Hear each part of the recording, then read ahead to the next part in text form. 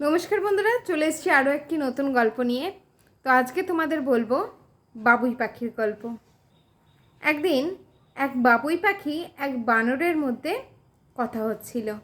তো বাবুই পাখি বানরকে বলল, দেখো তো আমি কত সুন্দর বাড়ি বানাতে পারি।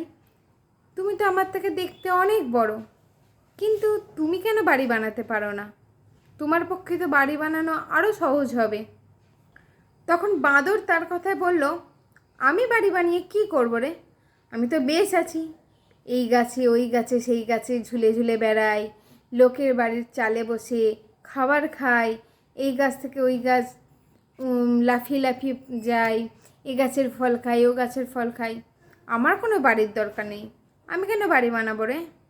তখন বাবুই পাখি ওই বাঁদরের কথা শুনে বলল, এটা তো ঠিক না, তুমি তো নিজে বাড়ি বানাতে পারো, কিন্তু অন্যের বাড়ির চালে বসে থাকা আর গাছে গাছে ঘোরাচ্ছে, নিজের বাড়ি তো অনেক শান্তি।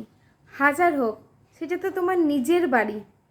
তো এইভাবে যখন বাঁদর আর বাবুই পাখির মধ্যে কথোপকথন চলতে শুরু করলো, তো বানর শেষে খুব রেগে গেল এবং সেই কথোপকথন ঝগড়ায় রূপান্তরিত হয়ে গেল।